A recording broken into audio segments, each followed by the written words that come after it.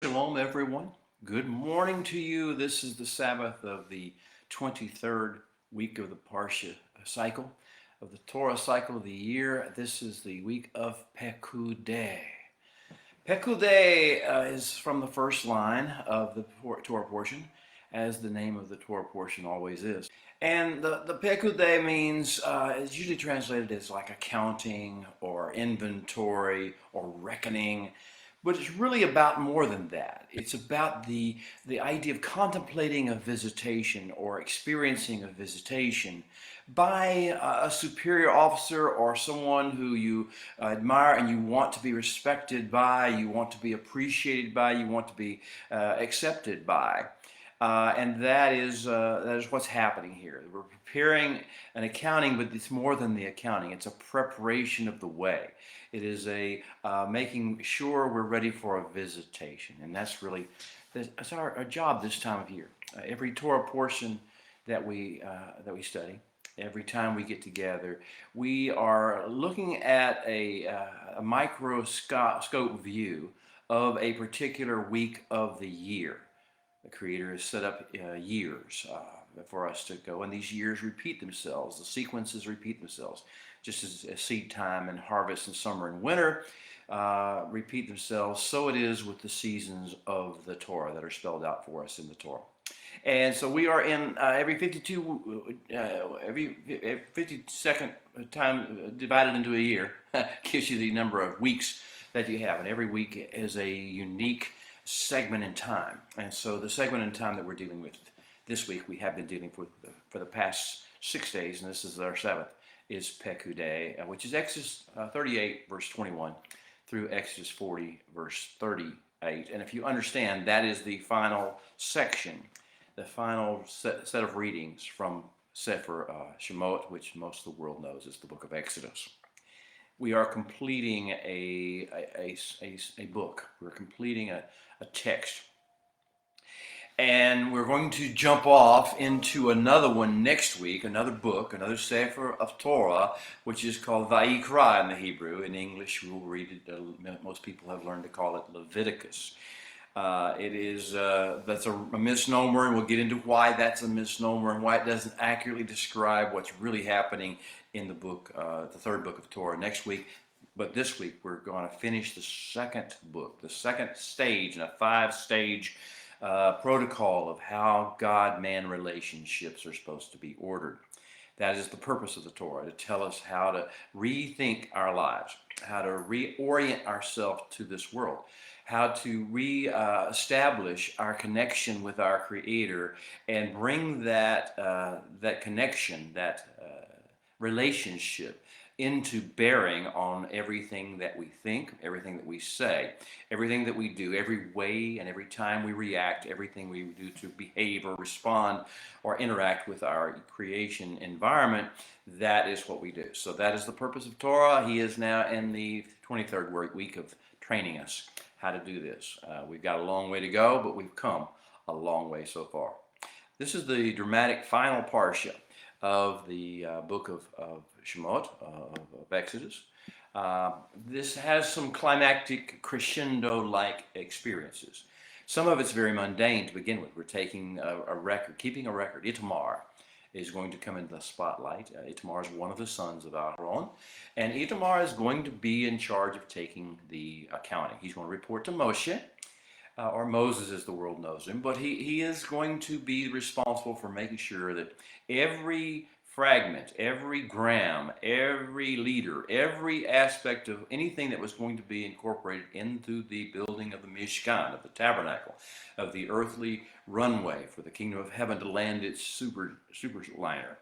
Every place where everything about the Tabernacle, everything about the Mishkan is going to be under the accounting authority of Itamar. That's the first part. That's very brief. And then we see basically some instruction. We're going to get the final divine speech of the book of Exodus. We have been enthralled, I hope you have been enthralled, by divine speech, the burning bush, the Moshe experienced it on our behalf then.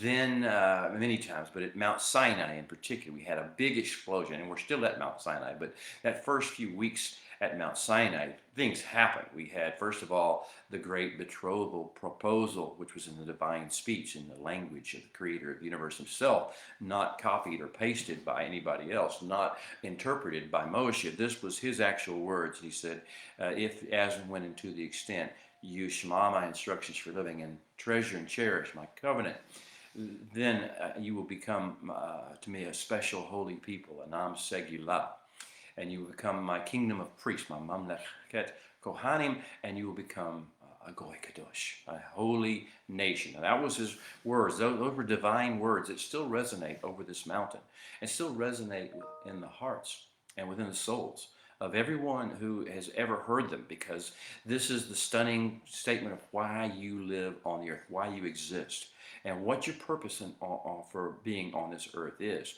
And he goes further, and then the next thing he spoke to us was at the Great Theophany. It is often called the Ten Commandments, but it's the Aseret HaDibrot in Hebrew, and in those divine words, he told us how he sees us and how he designed us to be and to function, the level of holiness, the level of calmness, the level of wisdom, the level of gravitas and yet goodness, and that he designed into us. We see those things 10 ways. He spells that out for us, 10 things that set us apart from the rest of the world, the rest of the nations, not because we're better than they are, because we have access to his vision for us. And unfortunately, they have chosen not to take that access, take advantage of that access. We hopefully are. So we had these words.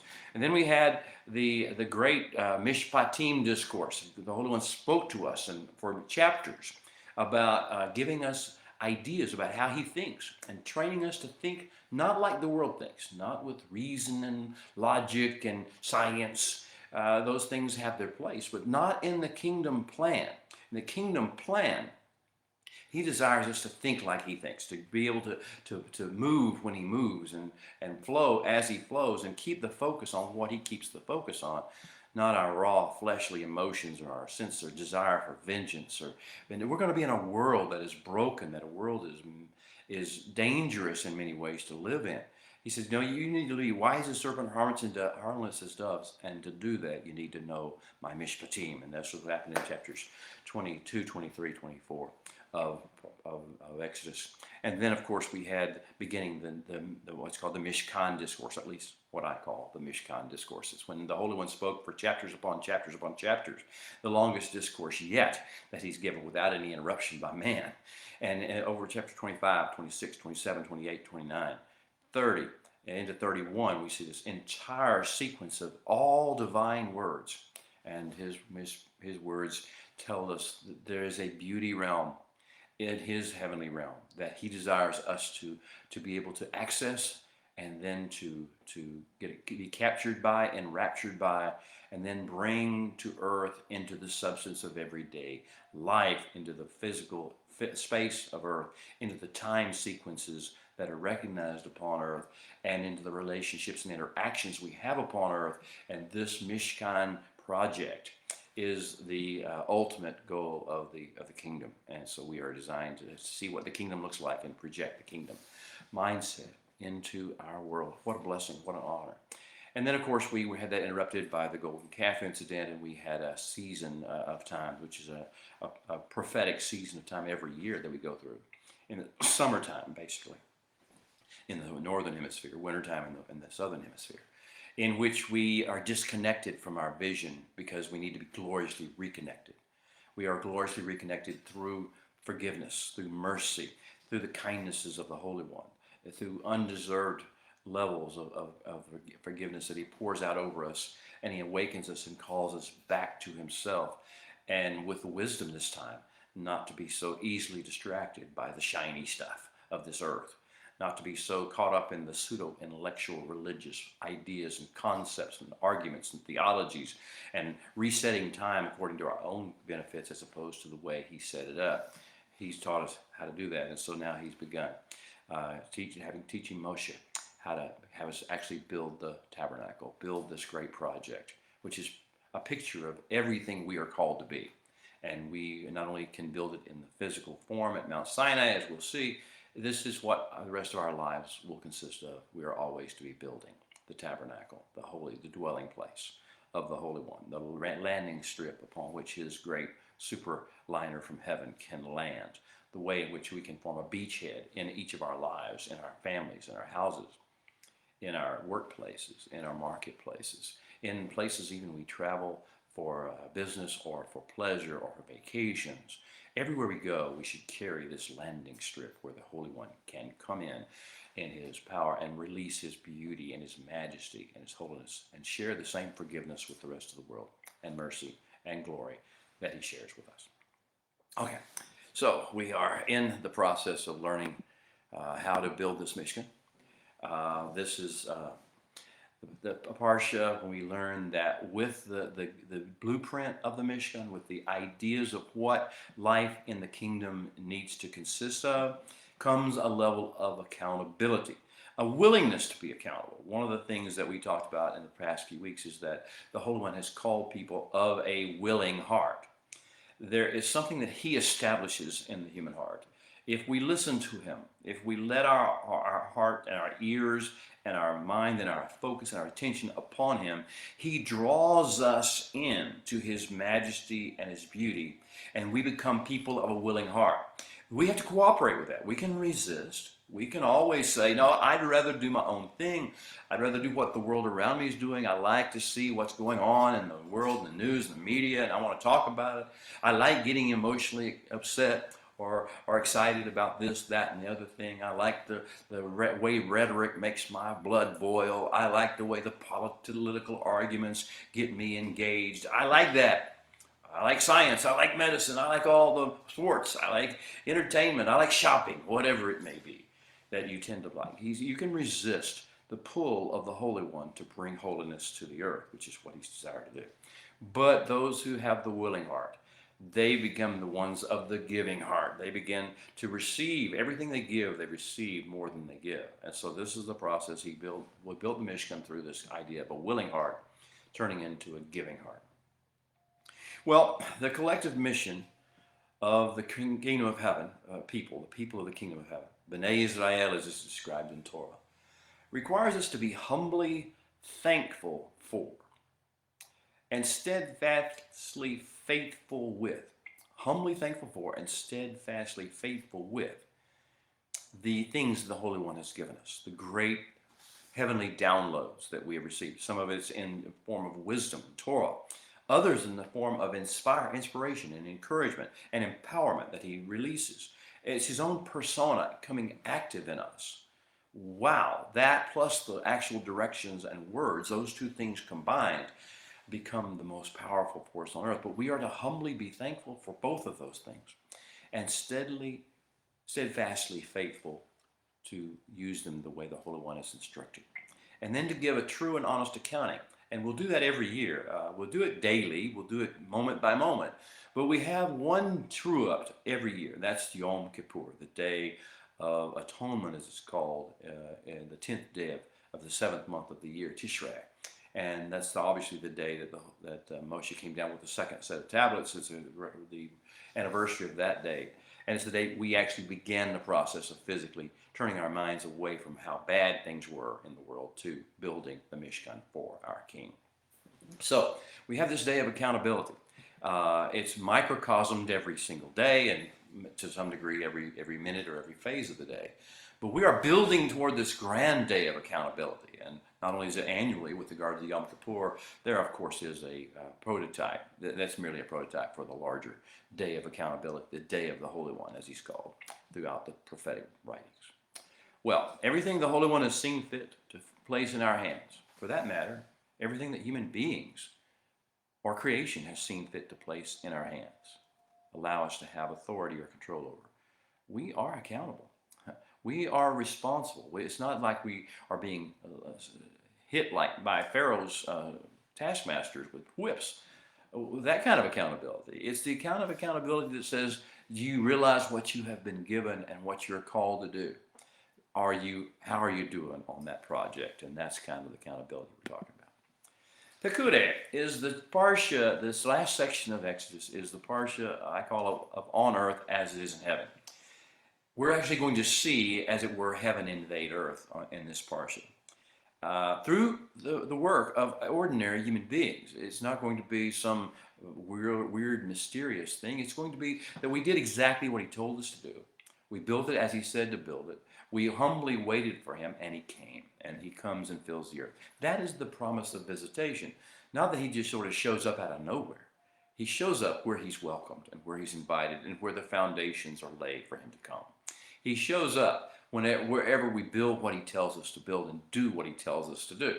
So this is what I call the Parsha of visitation, covering, infilling, and Kedusha infusion. The infusion of energy from heaven, the same energy as we've talked about in previous discussions in this forum, that actually motivates the four living creatures and the 24 elders and the cherubim and the seraphim in the heavenly courts to do what they do, to sing the songs of praise, to do the works of service and avodah. That is the same energy. Kedusha infusion is what we call it. The infusion of holiness that energizes works that prove the kingdom of heaven is coming to earth. All right. Pekudei will end, as I say, Sefer Shemot, which is the book of Exodus. It will provide us also the essential segue we need to go forward, go into the third book, which is Sefer Vayikra, or the book of Leviticus. In the book of Leviticus, we're going to have a great upgrade, a major upgrade in activity, in performance, in impact in the world. And that's going to come through a series of discourses that the Holy One is going to give, like I described the discourses of divine speech that came forth from Sefer Shemot, book of Exodus. There will be even more divine discourses in the book of Leviticus. Matter of fact, almost the entire book is in the words, divine words directly spoken, direct wording from the Holy One in Hebrew as it was written. Now, unlike a lot of Moshe's interpretations, which you see in other places of the Torah, are valuable, but the divine words, oh my heavens, when you hear the divine words reverberating through your soul, the whole book of Leviticus will have those. It will be discussions of things like korbanot, which is surrogates, bringing forth and learning the protocols of prayer. I think you'll find, as we discuss it, that there is a direct correlation between the first 5 or 6 chapters of Leviticus and Yeshua, the Master's teachings on prayer. Our Father who is in heaven, Kadosh be your name, and all the things, the particular aspects of that prayer follow the pattern of Leviticus 1, 5 through 6, and the korbanot, or the approach of methodologies that the Holy One is designed for us to do. It's not just sin we're dealing with here. It's every facet of the human problem, the human condition that is being dealt with in the first 6 chapters of the Vayikra, and are also being dealt with in the 6 paragraphs of the Holy One's prayer, the Yeshua's prayer. So we'll have the Korbanot discourse. We'll have the Yom Shemini discourse. What happens on the 8th day? What is the grand culmination supposed to look like? And then we'll have the Kedusha discourse. How do we maintain the Kedusha? We have been given to it. It's something we have to steward. How do we keep the holiness of the Holy One? How do we not sell it for that which is common and that which is profane?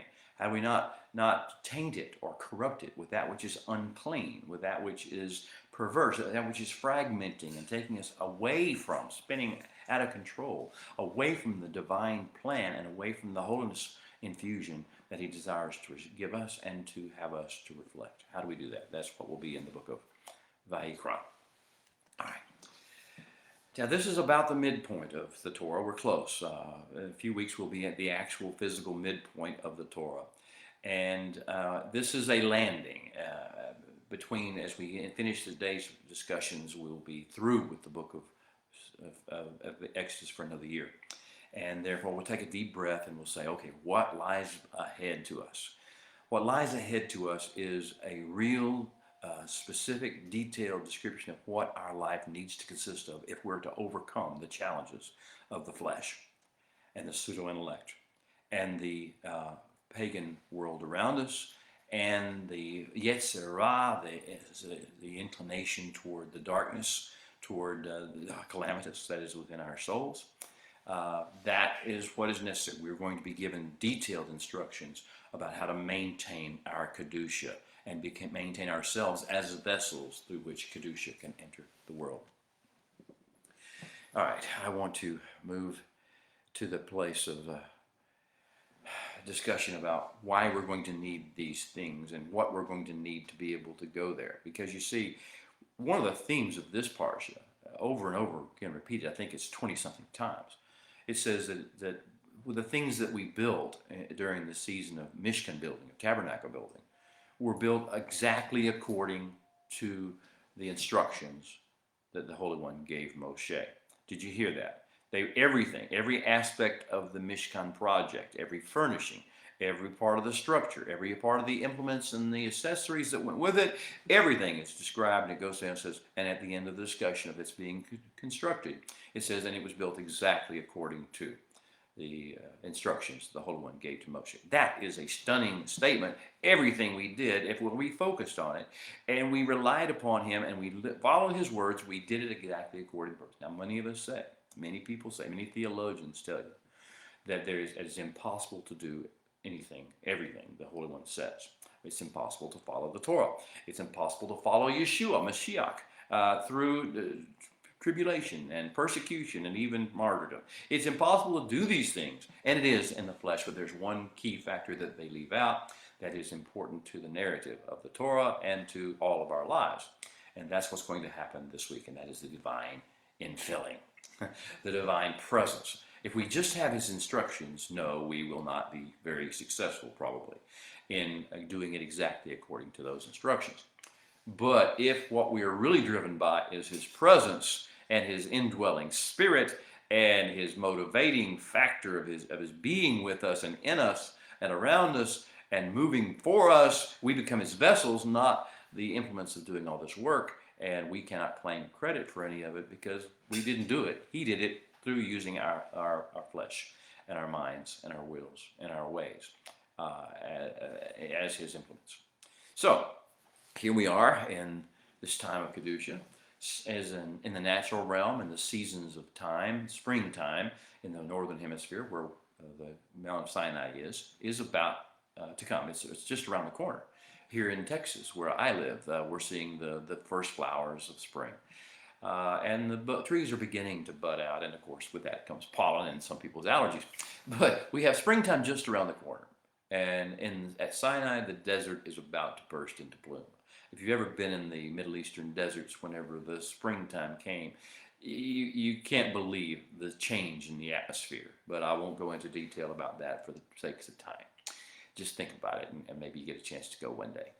This season that we're in as we begin Parsha Pekudei is getting close to the first anniversary of the great Passover, the initial, original, prototypical Passover, where we left Egypt, where we had the kill the lamb and put the blood on the doorpost and taught our children what was going on and left Egypt the next morning. This is the first anniversary of that. We haven't even had a year since that took place yet. The same people who came out on that day are still in the camp, with the exception of 3,000, who obviously we lost as a result of the great golden calf. But now the first anniversary of Passover is coming up, and it is, and also in the season of the earth that we are in, we have our first lambs on the ground since we came out of Egypt. The first lambs that were born into our flocks outside of Egypt have now been born, and they're running around our camp. And that's amazing. We have these lambs that fit with the Passover season, because the lambing season is November, December, so they're up and they're running. Now we've also come through the first, I call it the first honeydew list for the Holy One, as we're part of this grand betrothal relationship now, where he is our bridegroom king, and we are his bride elect.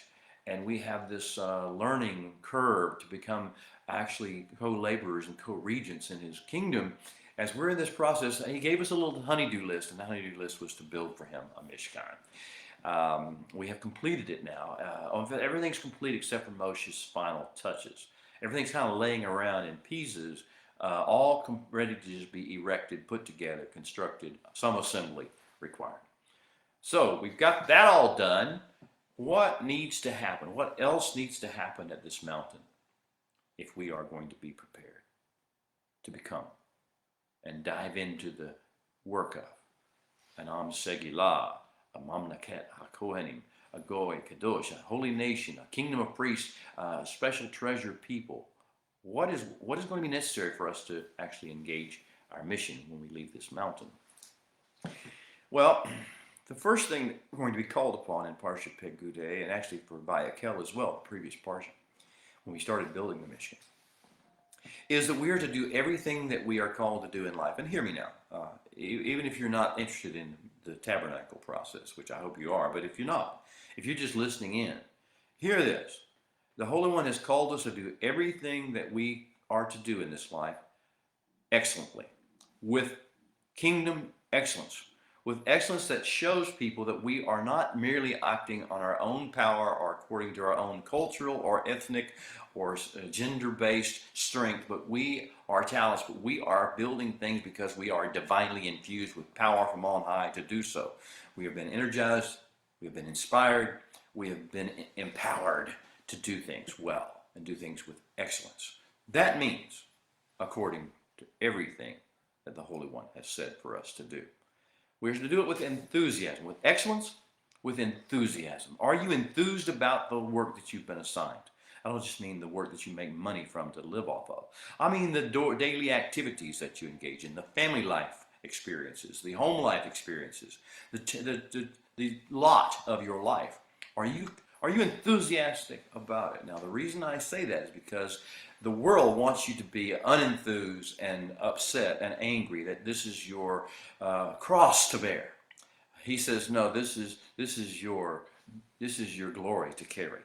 Carry it well. Carry it with excellence and carry it with enthusiasm. Of course, you are to carry it per the instructions. Follow the manual. The Torah is your manual as to how to do this well.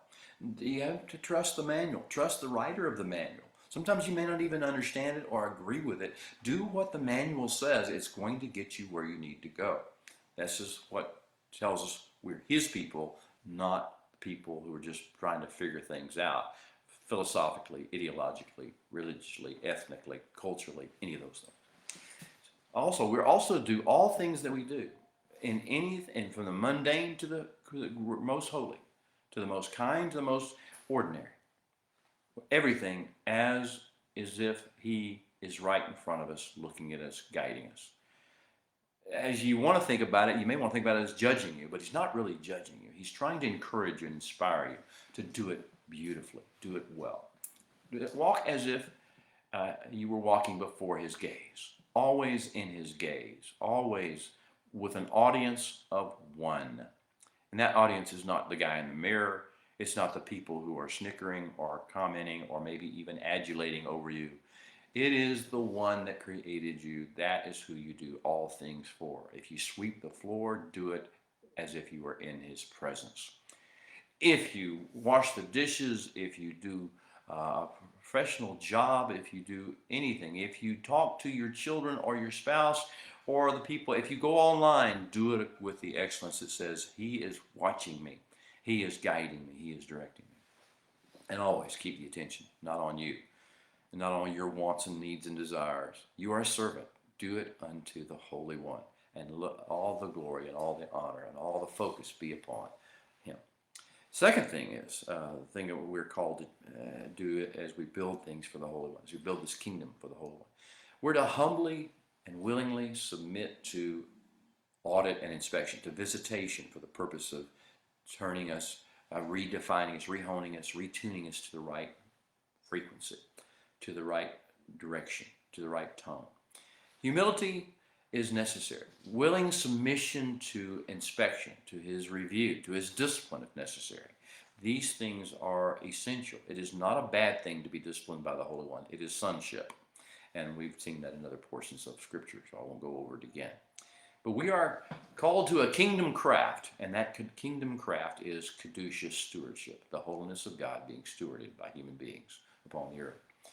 Now, the other thing is that all this stuff requires us to host the Holy One's presence, not just know who he is as if he was on a journey far away, or someone who is on a throne in exile somewhere. No, he is on a throne in our hearts, in our lives, and we host his presence. And if we don't host his presence, while we might do his work, we will never do his will. His will is not just to do a certain number of functions and facets and instructions. His will is to present himself to every human being and in every physical location, in every space that we attend, in every moment that we live. His will is for us to present his presence. So we must have his presence. We must host his presence. We must be responsible and good hosts of his presence. And we must always be about the business of preparing for and then manifesting the king's visitation. The closing words of Vayakhel were that all the pegs of the Mishkan, of the court all around, were bronze. And basically that's just a summary saying, you're finished. We've done it. We even got down to the pegs. We did this thing. Pekudei will take us into another realm altogether. We're going to go to the realm of presence. Are you ready for his presence? Are you ready for this tabernacle, this tent maker's dream project that I've been talking about for weeks? Are you ready for the move-in date? Are you ready for the Holy One to move in to that new place you've built? That's the challenge of this day. So before we step too much further, I would like to sing the Baruch over you. This awakens our hearts and our minds and our souls in Hebrew to the wisdom of the Holy One, hopefully. Baruch Adonai Hamvorach. Baruch Adonai Hamvorach Leolam Vayed. Baruch Atah Adonai Eloheinu melech haolam asher bachar banu mechol ha'amim v'natan lanu et torato. Baruch atah Adonai noten haTorah. Amen. The opening words of the final Parsha of Shemot, or Exodus, are as follows, and I'm going to, the first part I'll do in Hebrews. Ele Pekudei HaMishkan, Mishkan HaEdut. I'm going to repeat that over you again. Ele Pekudei HaMishkan, Mishkan HaEdut. Now, for those of you whose mind is going crazy, saying, what is the Hebrew? What does he mean? What's he saying? Let me go ahead and I'll repeat that phrase in English. Ele Pekudei means this is the Pekudei. This is the accounting. This is the preparation for visitation. This is the record keeping. This is the excellence of preparation of the Hamishkan is of the tabernacle, or the dwelling place, the place of holiness that he desired for us to build. Ele Pekudei Hamishkan. This is the record keeping, the accounting, the being responsible and accountable regarding the tabernacle, indwelling place. Mishkan HaAdut. It then describes the Mishkan. The next thing the Torah does is tell you that this is not just some tent somewhere. This is the tent of the testimony, HaAdut, the testimony, or the witnessing. This is the place which tells the story of the kingdom of heaven coming to earth, the Mishkan HaAdut. So not just are we building a structure, we're building a structure that tells the ultimate story, the ultimate passion play, the ultimate love story between God and man. We are telling this beautiful story. The Mishkan HaEdut is the structure we use. So this is the accounting, or this is the record, or this is the story of the visitation, preparing for the build of a testimony, of a structure that testifies of the grand love of God, which was counted Al pi Moshe, by the mouth, by the instructions and directives of Moshe. Avodat HaLevi'im, it's basically forever going to be the responsibility of those who are Levites. Biyad Itamar, by the hand of Itamar. In other words, he actually took his hand and took a scroll and wrote out the number of things that were used in the building of the tabernacle. Biyad Itamar, son of Aharon HaKohen, Aaron the priest. So that's how the Parsha starts, and for the first few chapters, first few verses really, the first end of chapter 38 all the way into 39, you begin to have this discussion where he begins to tell you how much gold was taken from the people and how much was used, and how many shekels. Same thing with regard to silver. The precious metals are really carefully accounted for. Gold, silver, bronze. Each one of these was used, and they were all given, and they were all effectively used. None was taken, none was absconded with, none was set to private use by the people who built it. This was all incorporated. It was we're fully accountable with the things that have been placed in our hand, and that's what he says with regard to gold and silver, and with regard to bronze or copper, as the case may be. Now, then he begins to talk about some of the other things that were brought and used, but he doesn't give you the quantifications.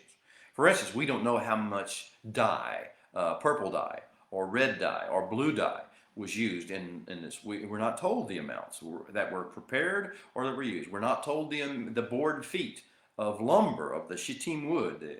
It's a shittim that was used to construct the framework, or of the structure itself, or of the furnishings. We're not told how many of the different kinds of spices that were used for the incense, or how many quantities, how many liters of oil, precious fresh olive oil were used. We're not told everything, but we're told with enough specificity regarding the most precious things, the gold, the silver, and the bronze, that we understand that nothing was wasted, that nothing was used for our own benefit in this regard. This is the way it is with the things of the kingdom. Once you start taking things that are given from for the building of the kingdom, and we use them for our personal benefit, that's where we get into real trouble.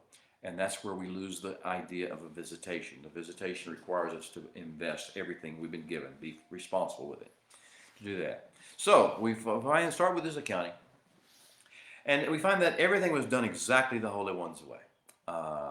We also begin to get more details about what was done with the priestly garments, and how the 14 jewels, the gems that were 12 on the breastplate and 2 on the top of the covering there on his shoulders. We learn those where these stones are taken care of, and how each one of them was made. Each one of these different materials were made.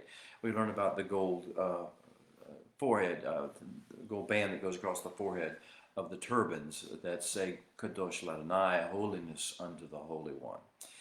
Now, we have just spent 4.5 months of our first year of freedom, from the first day of Sukkot, as it will turn out to be, the 14th of Tishrei, all the way to today, which is Rosh, in the Torah source section, at least it's Erev Rosh Chodesh Aviv, the evening before the new moon of the month of Aviv, when barley is in the field. We have been, this whole month, we've been building a sukkah, this whole 4.5 months. It's not just like the 7 days when we live in a sukkah in the Feast of Sukkot. This is, we're building, that is only a picture of the bigger sukkah building project that we're supposed to be doing this time of year, all through the winter, all the way into the spring. We're building a sukkah for the kingdom of heaven. We're building a sukkah for the God of Abraham, Yitzhak, and Yaakov. We're building a runway on which he can land. We're building a beachhead which he can operate, he can live in and dwell in, and use as a communication center. That's what we're supposed to build upon here. The Pekudei narrative is going to begin to focus our hearts, our hearths, and our camp for the visitation of the Holy One. He is going to come. He promised he would. He said in chapter 25, he said, make them build for me a place of flowing holiness, a mikdash, a place that has holiness infused in it, and I will dwell in them, b'chtochem, not just among them or around them or above them. I will dwell in them, in their midst, some say, but in their indwelling. And so we have been preparing. This Parsha is about the indwelling, about the infilling, about the Kedusha infusion, and of course it has that idea of infusion. Now back in Exodus 25, when this whole Mishkan vision began to be released in the Mishkan discourse, the Holy One began to speak, and he said, "V'asu li mikdash, have Bnei Israel make me a place of flowing Kedusha." That we could do such a thing. And then he goes on to say, the Holy One did, "V'shakanti betochem," that I may abide in them. Now I hope you recognize the word abide. It's shakan, it's dwell. It is to be indwelling in. That I may shakan in them. According to all that I show you, he told Moshe. That is the pattern of the tabernacle, the Mishkan. and the pattern of all of its furnishings or its accompaniments. It's kol kalif. Just so are you to make it. That's what he told us back in Exodus 25. Well, here we are, 13 chapters later, 14 chapters later, and we've done that. So what is this all about? Why have we got this mission? What does it mean to us that we have this tabernacle? And to some degree, each one of us has built something in our lives, hopefully, that reflects the kingdom of heaven. What is it for? What is it about? What does it do? Well, I want to remind you that in Exodus 6, 7, and the first part of that verse, as part of the grand declaration of intention that we recite every Passover, and which is almost that time of year again, the Holy One kind of explained to Moshe what he was going to do. And the aspect of what he's going to do and what he's going to do in us that affects the Mishkan and is really tied to the Mishkan is this one. He says, I will take you to me as my people. I will take you unto me as my people, and I will be your God. Now let me repeat those phrases again, because this is speaking to you. This is part of his plan regarding your life and every facet of it. I will take you as my people, and I will be unto you your God. I will be Elohim to you. Now what's that got to do with the Mishkan, or the tabernacle, or the things, the repository of holiness that we're supposed to build in the earth, you ask? Well, in Leviticus 26, 11 through 12, we're not there yet, but we will come there in this next book. He's going to tell us specifically this. This is his words again. I will set my Mishkan, my tabernacle, in you, among you.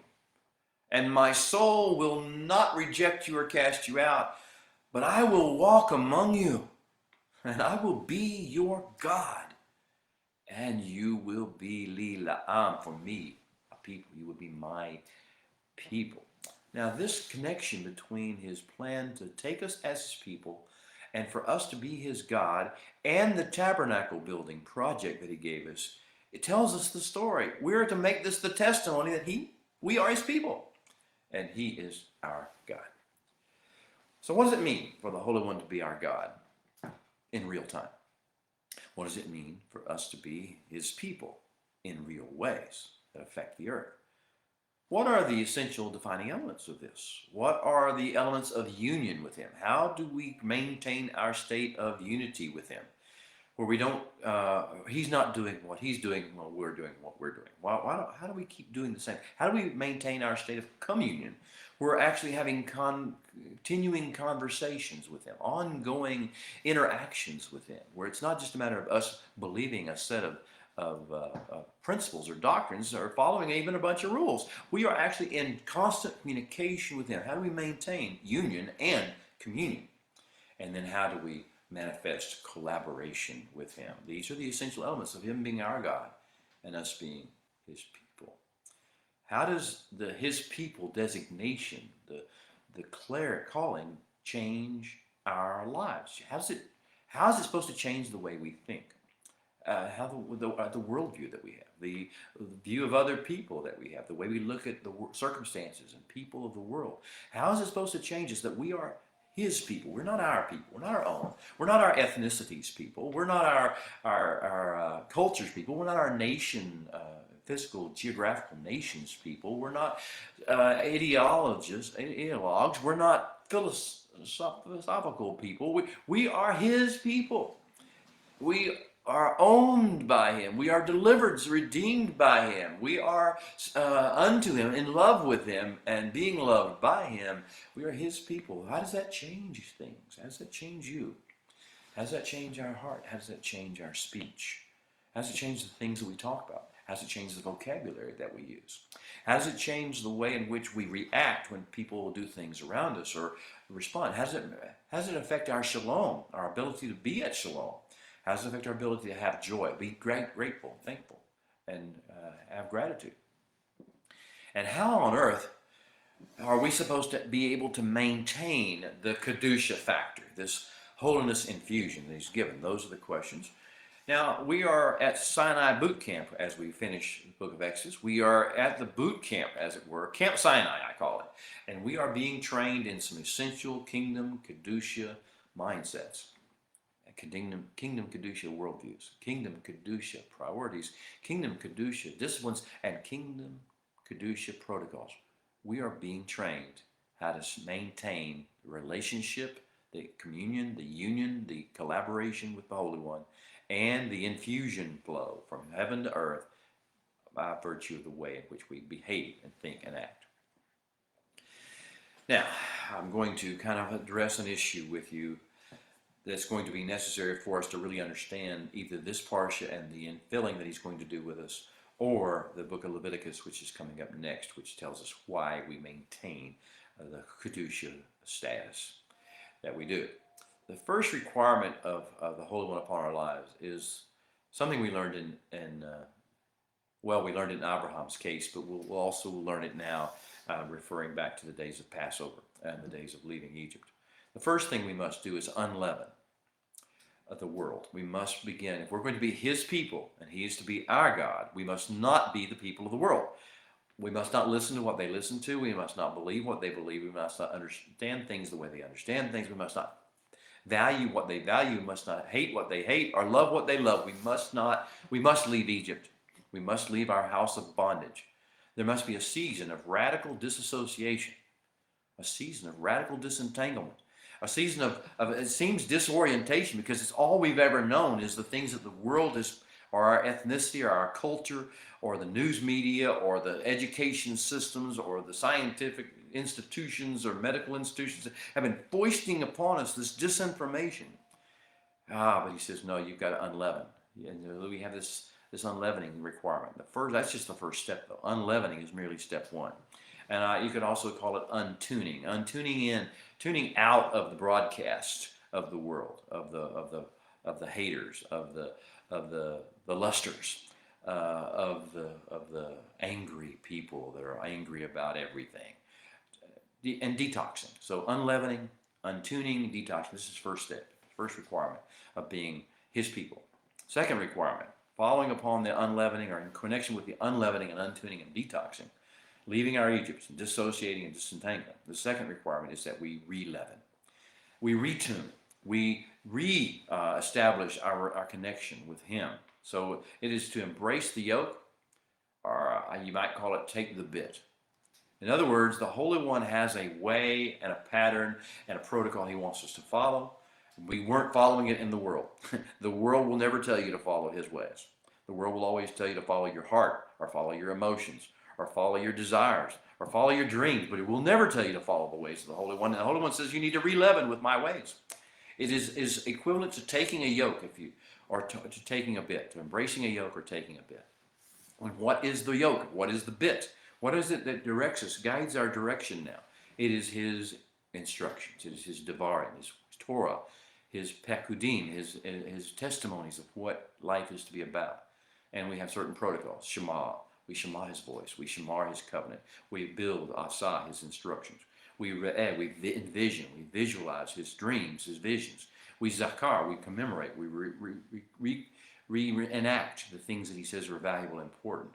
And we kadash, we make holy, infuse holiness into the things around us. These are the re-leavening and retuning protocols of the second requirement of being his people and him to be our God. And then the third requirement is where we are now, building and then becoming his Mishkan, his place of indwelling, his sacred space, geographical area where his kingdom can come to earth in real time. And it's about presence. This is about the presence of the Holy One. This is about the Kedusha energy being infused in us. This is about learning to love what he loves, ahava, to love what he loves, the way he loves, to do avodah, to serve. He is the servant of all. We become servants of all as well. So presence, Kedusha, Ahava, and Avodah are the four key elements of building the Mishkan, and the reasons for it. And then we have with that we get certain communion true-up protocols. How we keep our communion and our union with him strong. And those things are going to be mentioned in Parsha Vayikra next week. Olah, burnt offering, it's said in English. Mincha, or grain offering, meat offering, as it said in English. Shalom, or peace offering, or fellowship offering, as it said in English. Hatat, sin offering, as it said in English. Or Hasham, shame, or guilt offering, as it said in English. And Kippur, which is the covering, the ultimate covering. These are the protocols of communion true-up. How do we keep in communion and union with the Holy One? All right, and then the fourth requirement, the final requirement, that depends on the first three. Depends upon unleavening and untuning. Depends upon releavening and retuning, taking the bit, embracing the yoke. Then depends upon us building and becoming the Mishkan and following communion true-up protocols. The fourth requirement is to become the ambassadorial crew, to do an ambassadorial engagement with the rest of the world. We can't sit on our mountaintop forever. We will be dispersed. We will be sent out. We will come forth, and this is the fourth thing of his plan. If we're going to be his people, and he is to be our God, these four requirements will be alive and active in our life. They will not be perfected in any given moment, but we will be always about the business of learning them and getting closer and closer as time goes by to those things. So, we have built the runway for the Holy One to come to visit us. It has met spec and defined parameter according to his instructions. The camp is now conducive. The conditions in the camp are conducive to a royal inspection and visitation. Air Force One, the ultimate Air Force One, is cleared for a landing. Look out, world. Here he comes. Here it is on earth as is in heaven. The tent maker's dream is being made a reality. Move-in day has finally arrived. Open our eyes, O Holy One, that we may see wondrous things in your Torah. For we are but strangers in this earth. Do not hide your commandments from us.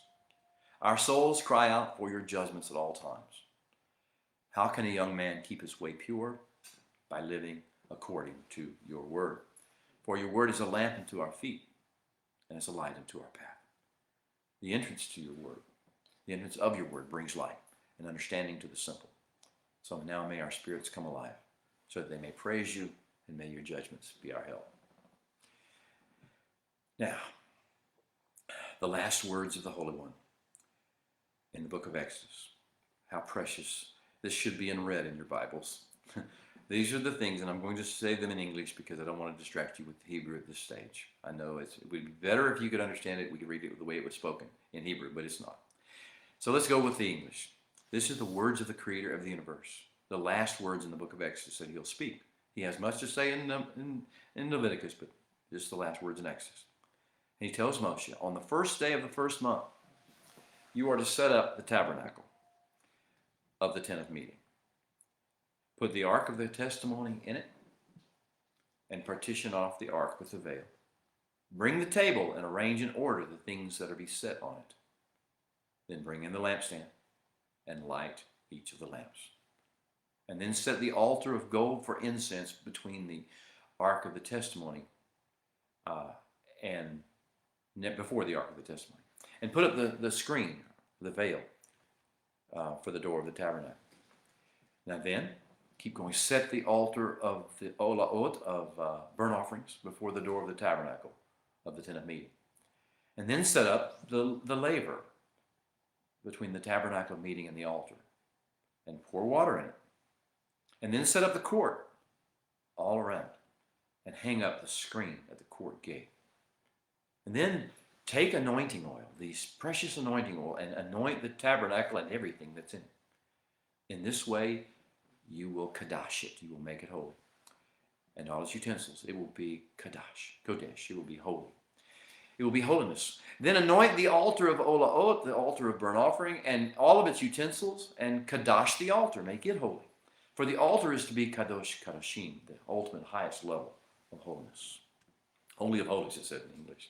Then anoint the laver and its base, and kadash it, set it apart, holiness. And then bring Aaron and his sons into the door of the tabernacle of meeting and wash them with water. Give them a mikvah. Put the holy garments on Aaron and anoint him and kadash him, that he may minister to me as Kohen. Then bring his sons and clothe them with tunics and anoint them as you anointed their father, so that they may minister to me as Kohanim, as priests. And their anointing will surely be an everlasting priesthood throughout the generations. And those are the last words that the Holy One speaks in this Parsha. Moshe then follows the instructions. He does what the Holy One tells him, one thing at a time, all on one day. an amazingly busy day on the first day of Aviv in the year following the Passover, before the first celebration of the Passover. And then what happens is found in Exodus 40, verses 34 through 38. This is the last manifestation of the Holy One in the book of Exodus. And boy, have we ever seen some manifestations of his glory. But this is the last one, the final one, the ultimate one, the crescendo. Here's how it reads in English. And then, after Moshe did all these things, that is, then the cloud covered the tabernacle of meeting. The cloud, the Holy One, the divine cloud, the one Moshe went up in and got the vision for the whole thing in the first place. Then the divine cloud covered the tabernacle of meeting, and the glory, the kaved, of the Holy One filled the tabernacle. The cloud covered the tabernacle, and the glory filled the tabernacle. We should be the tabernacle. We should be happening in us. It goes on, and Moshe was not able to enter the tabernacle of meeting because the cloud rested upon it, and the glory of the Holy One filled the tabernacle. And the final verse of the Parsha, the book of Exodus, is, because the cloud of the Holy One was on the Mishkan by day, and fire was upon it by night, in the sight of all the house of Israel throughout all their journeys, throughout all your journeys, throughout all our journeys throughout this world. As we are dispatched throughout the world, this is what is to guide us, to direct us, the vision of the Mishkan in place, the cloud of the Holy One resting upon it, the glory of the Holy One filling it, the presence, the persona, the nature, the goodness of the Holy One being indwelling in the midst of it. Hallelujah. Hazak, Hazak, Bani Chazek. Be strengthened. Be strengthened. And may we all be strengthened together. Shabbat Shalom. We will see you in the book of Leviticus next week.